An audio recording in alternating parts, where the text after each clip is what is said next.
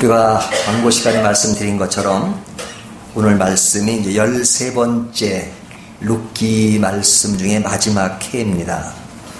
그동안 여러분이 룻기 말씀을 들으면서 어떤 느낌으로 룻기를 받아들이고 또 룻기 안에서 은혜를 받았는지 모르겠습니다. 근데 이 룻기는 여러 가지 이야기를 했지만 인생의 흉년을 만난 사람들이 어떻게 흉년을 극복해 가는가를 잘 보여주는 책입니다. 그런 의미에서 룻기는 오늘날 매우 힘든 인생의 흉년을 겪는 사람들에게, 고통을 겪는 사람들에게 희망을 선사하는 책이라고 말할 수 있습니다. 그런 의미에서 룻기는 우리에게 굉장히 큰 위로가 되는 말씀이에요.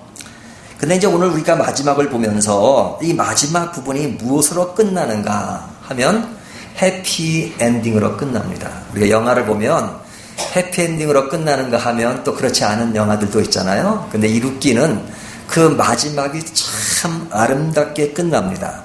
그리고 우리에게 따뜻한 마음을 주고요. 그 분위기가 우리에게 이제 희망이 왔구나. 우리에게 정말로 값진 것이 왔구나. 이제는 뭔가 제대로 앞을 향해서 나아갈 수 있겠구나 하는 그런 마음을 불러일으킵니다. 그래서 오늘 마지막 부분의 13절을 보면 이렇게 본문이 시작되죠. 13절을 보십시오. 이에 보아스가 룻을 맞이하여 아내로 삼고 그에게 들어갔더니 여호와께서 그에게 임신하게 하심으로 그가 아들을 낳은지라. 자, 이 13절에 있는 이 말씀이 우리에게 주는 핵심 내용이 뭡니까? 여기 보아스와 룻이 결혼하여 아이를 낳았다, 이런 말이죠. 그리고 이제 그 다음 절에 나오는 이야기는 그 아이를 낳은 모습을 보고 주변 사람들이 그 가정에게, 그러니까 나오미와 룻과 보아스를 포함해서 그들을 축복하고 그 다음에 이어지는 말씀이 족보 이야기가 나옵니다. 그래서 이제 이 룻기가 마무리가 되는데요. 그 13절에 나오는 그 이야기, 보아스와 룻이 결혼하여 아이를 낳았다 하는 이 엔딩 부분이 여러분 어떻게 생각이 듭니까? 자, 결혼하여 아이를 낳는 것, 이것은 뭐 특별한 사람들에게만 주어지는 이야기가 아니죠. 아마 여기 대부분의 분들이 결혼해서 아이를 낳은 경험들이 있을 겁니다. 물론 없는 청년들도 있지만 대부분이 그런 경험을 했잖아요. 그러니까 이런 것은 어떤 특별한 사람들에게 주어지는 것이 아니라 보통 일반적으로 대부분의 사람들이 결혼해서 아이를 낳은 것은 그냥 특별한 일이 아니라 평범한 일입니다. 그런데 이 결론이 뭐냐면 보아스와 룻이 결혼하여 아이를 낳았다. 그리고 그 가족이 기뻐했다라는 이 결론 부분에 와서 좋기는 좋은데 이것이 뭐 특별하기보다는 그냥 어느 가정에서나 일어날 수 있는 아주 평범한 이야기로 끝을 맺는 것을 보면서 이야기의 마지막은 해피 엔딩인데 그러나 그 마지막 결말은 좀 평범하다 하는 생각을 들 수가 있잖아요. 그렇지 않아요? 뭐 결혼해서 아이를 낳았다, 그 자체는 평범한 이야기잖아요. 근데 이 평범한 이야기를 룻기가 우리에게 하려고 하기보다는 사실은 그 속에 더 깊은 어떤 내용을 우리에게 하고 싶은 것이 있습니다. 그것이 뭐냐면 단순히 결혼했다는 결론 부분이지만 그 결혼과 아이를 낳기까지의 과정을 통해서 지금 우리에게 무엇인가를 보여주고 싶은 겁니다. 그 보여주고 싶은 것이 뭐냐? 그것은 한마디로 이야기하면 한번 따라 하십시오. 회복. 크게요. 회복이라는 것을 보여주고 싶습니다. 회복. 자, 결혼은 회복의 마지막 종착지인 셈이에요. 그러니까 그 앞의 내용으로 쭉 이어지는 모든 내용을 통해서 이 가정이 회복된 것을 보여주는 겁니다. 그 회복된 이야기는 그 당시 사람들에게만 보여주는 것이 아니라 오늘 우리들에게도 우리의 인생은 절망과 고통과 괴로움과 슬픔과 고독이 많지만 이런 우리들도 회복이 가능하다는 것을 보여주는 겁니다. 그러니까 이 이야기는 회복에 대한 이야기예요. 그래서 오늘 13절에 보아스가 룻을 맞이하여 아내로 삼고 그에게 들어갔더니 여호와께서 그에게 임신하게 하심으로 그의 아들을 낳은지라. 자, 한 구절로 딱 나와 있지만 이 기간이 얼마나 걸린 겁니까? 한 달이요? 두 달이요? 아니죠. 여기 임신해서 아이를 낳았다 그러니까 임신기간이 보통 10개월이잖아요. 그러니까 최소한 10개월은 넘은 거죠. 결혼해서 아기를 낳기까지는 10개월이 넘은 이야기를 23절에 딱 한 절로 표현한 겁니다. 그러니까 절수로는 한 절이지만 기간으로 보면 10개월이 넘은 겁니다. 자, 10개월의 이야기를 아주 짤막하게 기록하고 있어요. 하지만 이 짤막한 이야기 앞에 나오는 이야기는 10개월이 안 됐을런지 몰라요. 짧은 기간은 짧지만 그 이야기는 1장부터 4장 12절까지 기록이 되고 13절에 와서는 더 긴 시간이지만 결혼해서 아이를 낳았다 이렇게 기록하거든요. 그러니까 이 이야기를 하면서 앞에 나오는 이야기를 또 하고 싶은 겁니다. 그래서 오늘 본문에 보면 중요한 단어가 있는데 13절에 제일 먼저 시작되는 단어가 뭡니까? 13절 처음에 보면 이해라는 말이죠. 이해라는 말, 영어로 하면 so, 그래서라는 말이다. 자, 이렇게 모든 일이 주어지다가 그래서 지금 보아스와 룻이 결혼하여 아이를 낳았다 이렇게 말하는 겁니다. 그러니까 이 13절의 이야기는 10개월이 넘는 이야기지만 이 13절의 이야기는 무엇을 토대로 하고 있어요? 이해. 그 앞에 있는 과정을 통해서 지금까지 이르렀다는 것을 이야기하는 거죠. 자, 이 평범한 일, 보통 사람들에게는 평범한 이 일이 이들에게는 사실은 아이를 낳는 과정은 똑같은, 다른 사람과 똑같은 일이지만 이들에게는 이것이 평범한 일이 아니었다라고 지금 이야기하고 있는 겁니다. 자, 그렇다면 이들에게 왜 이 일이 평범하지 않았나요? 우리가 앞에 이야기를 통해서 그동안 12주 동안 그 내용을 살펴봤잖아요. 앞에 내용을 살펴보면 이 엘리멜렉 가족, 그러니까 엘리멜렉은 나오미의 남편이었고 그 다음에 그 아들 기럯과 말론이 있었죠. 그 뒤에 나오지 않는 이유는 뭡니까? 그들이 다 죽었기 때문에 그러죠.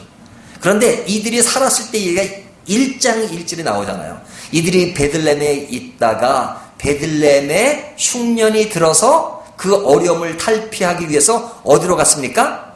모압으로 갔잖아요. 그러니까 그들이 그 생활이 어려워서 모압으로 갔던 이야기, 이것은 쉬운 이야기가 아니란 말이죠. 얼마나 먹고 살기가 힘들었으면 그들이 모압으로 갔을까 하는 그 이야기, 뭐 가벼운 이야기가 아니죠. 또 모압으로 갔을 때 그들은 한 10년쯤 거하면서 그곳에서 어떤 일이 벌어졌습니까? 사랑하는 남편이 죽고 사랑하는 아들 기럯과 말론이 다 죽었잖아요. 남자들은 다 죽은 겁니다. 그러니까 그것도 그 가정사에 결코 가벼운 이야기가 아니란 말이죠. 굉장히 무거운 이야기잖아요. 남자들이 다 죽었다는 거. 그래서 그 안에서 나오미와 룻의 슬픔이 그려지고 있잖아요. 굉장히 슬픈 애한이 그들에게 서려 있습니다. 그리고 그들은 그렇게 어려운 일을 닥치고 있을 때 그래도 좋은 소식이 있다면 베들레헴에 풍년이 들었다는 소식을 듣고 베들레헴으로 돌아갑니다. 돌아가는 중에 며느리 오르바는 그냥 자기 고향으로 돌아가고 룻과 나오미가 돌아가잖아요. 돌아왔을 때 그 돌아온 고향이 그들을 반갑게 맞아준다고 생각하지 않았죠.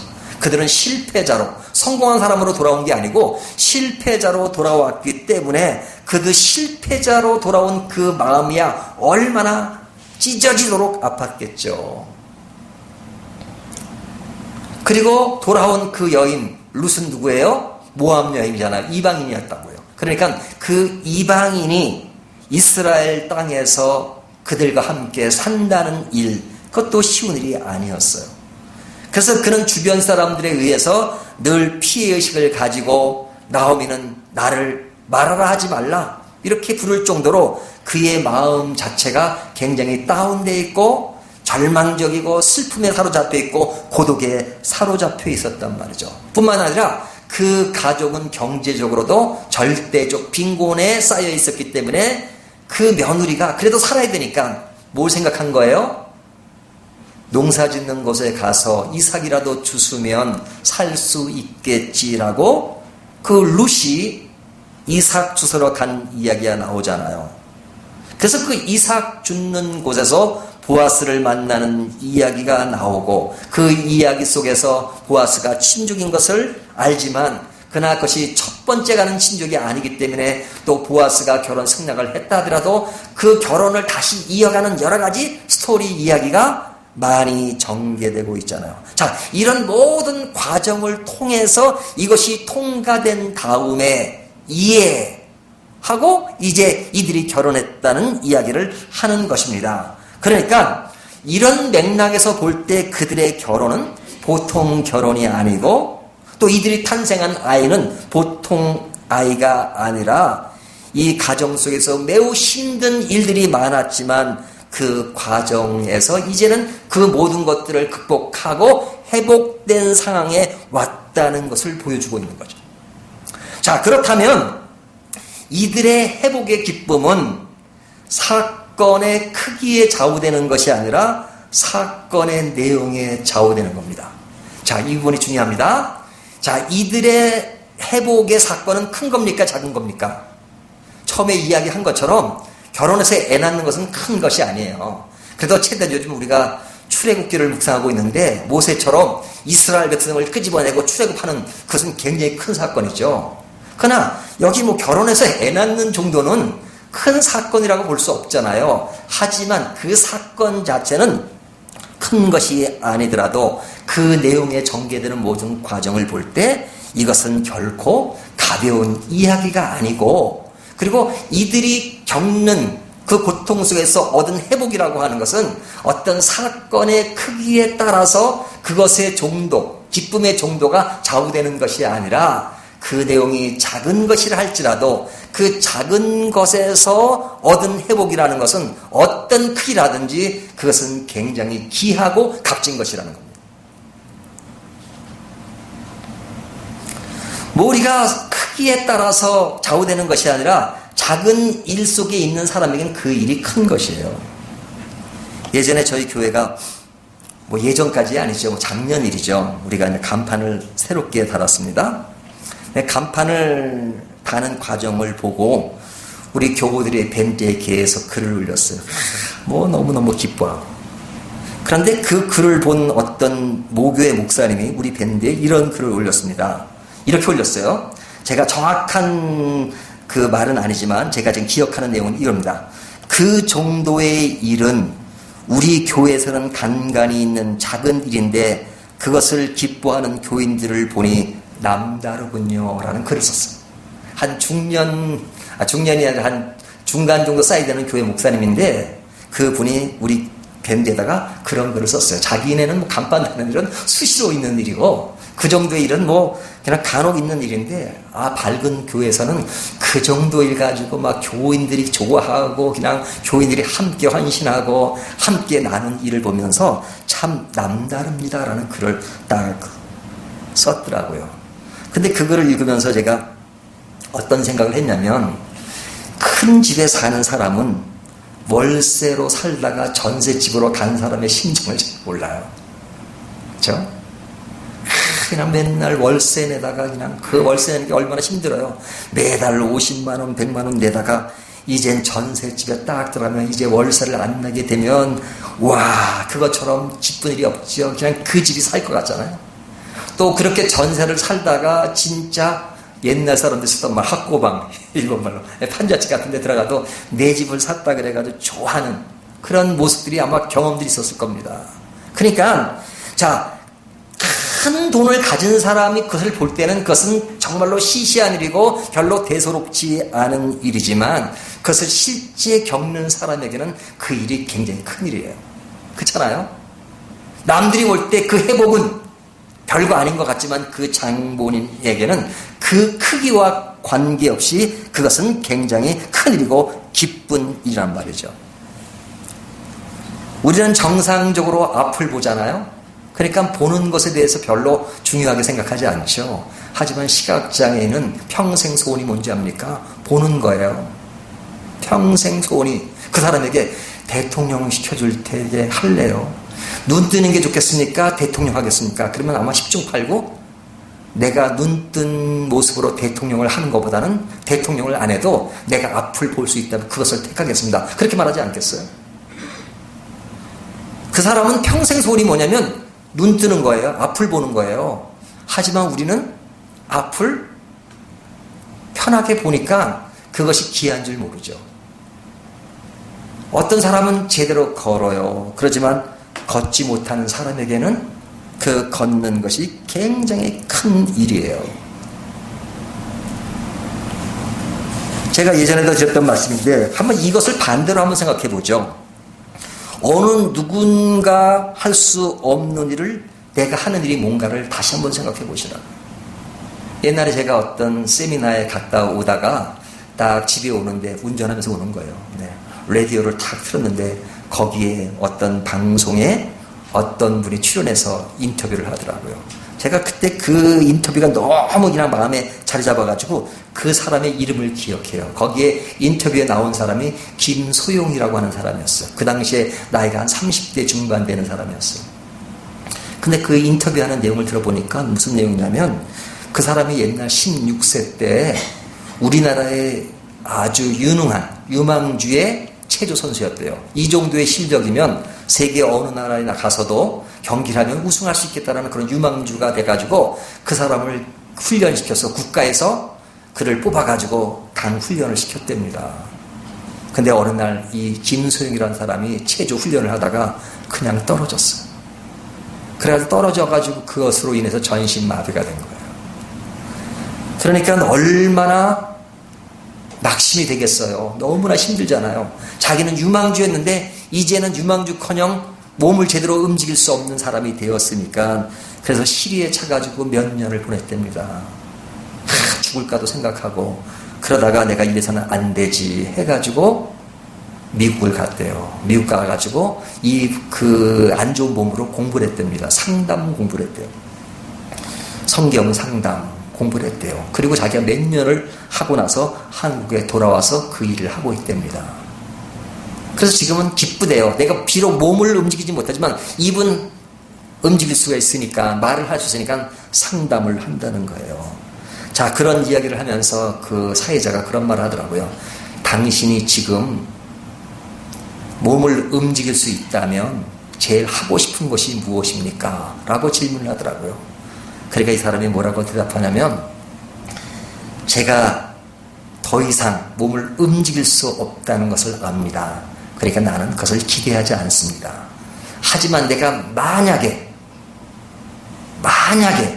내가 몸을 한순간이라도 움직일 수 있다면 내가 진짜 하고 싶은 것은 무릎을 꿇고 기도를 하고 싶습니다. 무릎을 꿇고 기도를 하고 싶습니다. 와, 그 말을 듣는 순간에요. 제가 그냥 전기가 찡 오는 것처럼 쫙 오르더라고요. 내가 움직일 수만 있다면 무릎을 꿇고 기도하고 싶습니다.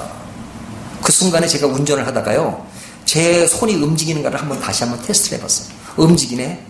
그리고 브레이크를 한번 밟아봤어요. 발이 움직이네. 손 움직이는 거, 발 움직이는 게 얼마나 신기하게 느껴지는지. 그 사람은 몸만 움직일 수 있다면 기도 한번 하는 것이 소원이라고 하는데 나는 지금도 운전할 수 있고 그리고 마음만 먹으면 얼마든지 무릎을 꿇고 기도할 수 있는데 그 사람은 그것이 불가능하다고 믿고 있고 또 가능하다면 진짜 기도 한번 하는 것이 소원이라고 말하고 있는 거예요. 자, 그런 각도에서 생각을 해보면 여러분 우리가 얼마나 행복한 모습을 지니고 있는 겁니까? 그런데 오늘날 우리에게는 비교의식, 경쟁의식, 만몬주의에 사로잡혀가지고 작은 것과 큰 것을 늘 대조하고 뭔가 있어야 행복이라고 생각하는 시대에 살고 있어요. 우리가 예수를 믿지만 그러나 우리들이 말하는 사상을 보면 성경과는 거리가 먼 세속적인 사상에 물들어 있어요.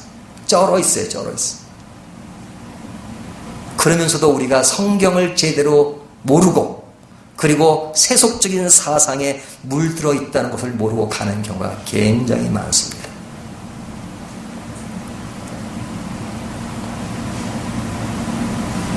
우리가 그런 각도에서 생각해보면 우리의 지금 현재의 삶이라고 하는 것은 매우 평범해 보일지 모르지만 그러나 우리의 삶은 굉장히 귀한 겁니다.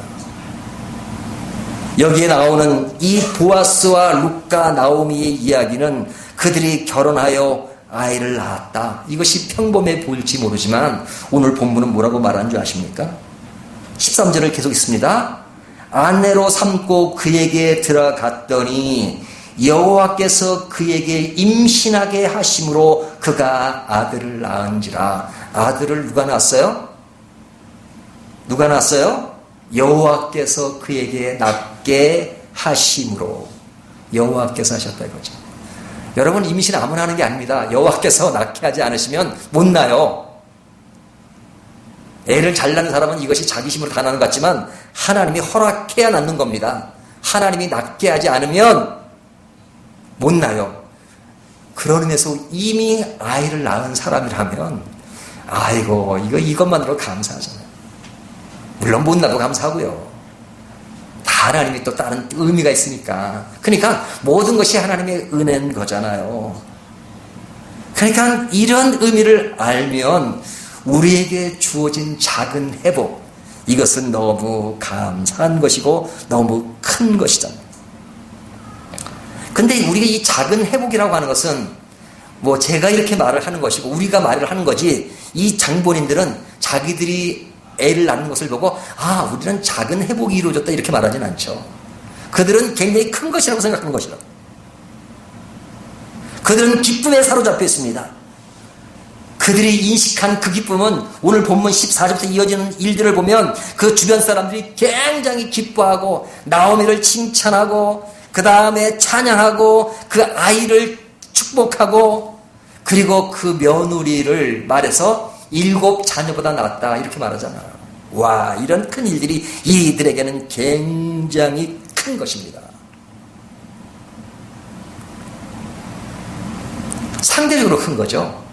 그러나 객관적으로 보면 큰 사건이 아니란 말이죠. 그런데 이 룻기를 기록한 기자가 이 본문을 그들이 겪는 그 회복의 작은 기쁨, 그 정도를 어떻게 표현하고 있냐면 다른 각도에서 이 본문을 기록하고 있습니다. 자, 그들이 알고 있는 것은 룻과 나오미가 보아스를 만나서 그 귀여운 물을 짜기 위해서 그 가정이 회복된 것이고 그리고 아름다운 결혼을 통해서 애를 낳은 것이 전부입니다. 그리고 오벳을 낳았습니다. 그것이 그들의 전부예요. 그리고 그들은 그 안에서 기뻐하고 있는 겁니다. 그들이 느끼고 그들이 감사하는 것은 거기까지예요.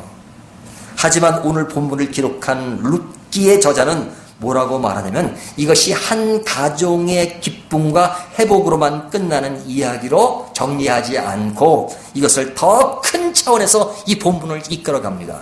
그것이 뭐냐? 몇 가지만 얘기합니다. 첫 번째는 이 룻기가 쓰여진 배경은 어디입니까? 사사시대 때 이야기잖아요. 사사시대 이야기는 굉장히 어두운 시대입니다. 그래서 사사기 제일 마지막 절이 어떻게 끝나냐면요. 사사기 제일 마지막 21장 마지막에 보면 그때 이스라엘의 왕이 없으므로 사람이 각기 자기의 소견에 옳은 대로 행하였더라. 무질서한 시대예요. 막 사람을 죽이고 막 무질서한 그런 시대의 이야기란 말이죠. 그러니까 굉장히 어두운 시대의 이야기죠. 근데 이 어두운 시대의 이야기지만 룻기가 쓰여진 것은 언제입니까? 그 시간으로부터 한참 뒤에 쓰여진 거예요. 그래서 제일 마지막에 4장 20절에 오벳은 이새를 낳고 이새는 다윗을 낳았더라 그러죠. 그러니까 다윗을 낳은 것까지 기록한 것을 보면 이 글은 다윗 이후에 씌어진 거죠. 그러면 사사시대부터 다윗까지는 한참 지난 다음이잖아요. 그러면 이 사건이 전개되는 것은 어두운 시대고 다윗 시대는 뭐예요? 나라가 정착이 되어서 안정권에 있는 시대였잖아요. 그러면 그런 시대와 또 쓴 그 시간 관계 속에서 우리에게 보여주는 것은 뭐냐면 룻기의 사건은 사사시대의 사건, 어두운 때의 사건이지만 그러나 지금 이 글이 다 기록되고 사람들이 볼 때 그때는 다윗 이후에 안정된 시대란 말이죠. 그러니까 안정된 시대에서 이 글을 볼 때는 뭐예요? 우리가 지금은 안정되어 있지만 우리의 과거가 안정된 곳에서 지금까지 온 것이 아니다. 우리가 지금은 안정됐지만 과거에 우리에게는 어두운 시절이 있었다.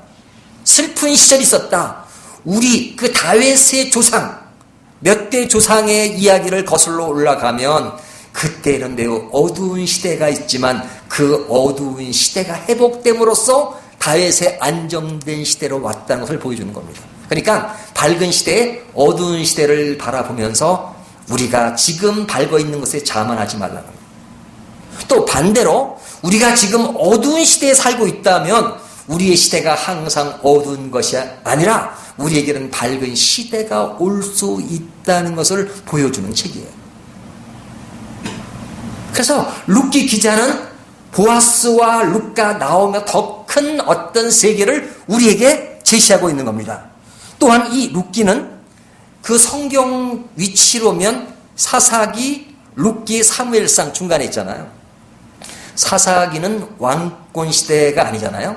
왕권 시대가 되기 전이었고 사무엘상을 보면 초대 왕부터 시작합니다. 사울 왕, 그 다음에 다윗 왕으로 되어지죠. 그렇다면 이 룻기라고 하는 것은 그냥 책의 구분상 사사기와 사무엘상 중간에 있는 것이 아니라 이 두 개를 엮어주는 굉장히 중요한 역할을 하고 있어요. 사사시대는 왕이 없는 시대였지만 그러나 사무엘상에 이스라엘의 새로운 나라가 형성되어서 새로운 시대를 엮어주는 역할을 누가 하느냐? 중요한 인물은 다윗인 거예요. 근데 다윗이 누구에게 났어요? 보아스와 룻을 통해서 오벳을 낳고 오벳이 이새를 낳고 이새가 다윗을 낳았더라. 이렇게 말함으로써 어두운 시대와 새로운 시대를 엮어주는 역할을 하고 있는 거죠. 그리고 한 가지를 더 이야기한다면 뭐냐. 자, 나오미와 룻의 입장에서 그들의 가정을 회복시켜준 것은 누굽니까? 근본적으로는 하나님이시죠. 하지만 사람의 관점에서 보면 그들이 보아스를 만난 것이 그 가정을 회복한 겁니다. 그러니까 그 가정이 회복되었다는 것은 어느 정도까지예요? 보아스를 만난 것까지예요. 근데 그들이 알고 있는 것은 보아스를 만난 정도의 크기에서 기쁨과 감사함과 회복의 의미를 알고 있는 겁니다. 하지만 그들이 죽은 이후에 이 글이 쓰여진 기자의 입장에서는 뭐라고 말하냐면 그들이 오벳을 낳았다. 그리고 오벳은 이새의 아버지였다. 그리고 이새는 다윗의 아버지였다. 다윗을 언급하잖아요. 그러니까 이들의 이야기를 통해서 다윗이 나왔고 다윗을 통해서 이스라엘을 제대로 형성하게 만든 것이라면 이들의 이야기는 단순 한 가정의 회복이 아니라 나라를 회복하게 된 굉장히 큰 사건을 그들이 제시한 겁니다. 제시했다기보다는 그들이 일어난 밑거름이 된 것입니다. 그러니까 다윗의 관점에서 보면 보아스와 룻의 만남은 보통 문제가 아닌 거죠. 그들이 오벳을 낳으면 단순히 아들 하나 낳은 것이 아니라 나라를 새롭게 형성하는 매우 큰 사건을 우리에게 이야기하고 있잖아요. 그런데 다윗 시대에 이 글을 쓴 사람 이후에 마태복음에 보면 마태는 이 사건을 통해서 예수님의 족보를 기록하고 있습니다. 예수님의 족보를 기록할 때 보아스와 룻의 가정에서 다윗이 나왔고 다윗의 혈통에서 누가 오셨어요? 예수 그리스도가 오신 것입니다. 예수 그리스도의 육신적인 조상이 되는 겁니다. 그래서 예수 그리스도가 이 땅에 오심으로 이제는 그 이스라엘 사람들만 아니라 오늘 여기에 앉아있는 저와 여러분의 구원을 이루신 거예요. 그 구원을 이루신 그 문맥 속에 보아스가 있고 나오미가 있고 룻이 있다면 그들의 사건은 보통 사건이 아니라 그 가정의 작은 회복만 이룬 것이 아니라 그들의 사건을 통해서 오늘 우리들까지 구원을 이루게 된 매우 큰 사건임을, 큰 열매를 맺게 만든 사건임을 우리에게 보여주고 있지 않습니까? 그렇다면 이 이야기는 작은 회복의 이야기가 아니라 너무도 큰 너무도 큰 열매를 우리에게 제시한 위대한 사건인 겁니다. 하지만 그들이 알고 있는 것은 지극히 작은 범위에서 아들을 낳고 결혼한 사건만을 알고 있는 거죠. 자, 그렇다면 이 이야기가 오늘 우리들에게 주는 메시지는 뭡니까? 우리는 미래를 다 알 수 없습니다.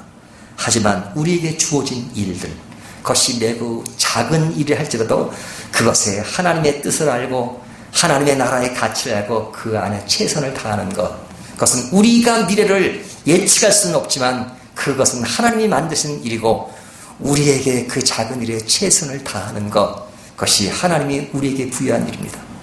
그리고 그것을 통해서 우리의 작은 회복이 미래에 어떤 일을 만들어낼지 모르는 겁니다. 그렇다면 우리 개인 신앙, 이것은 매우 중요한 겁니다.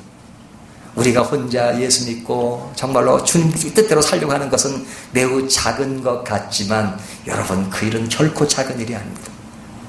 굉장히 큰 일입니다. 우리 교회가 굉장히 작은 교회예요.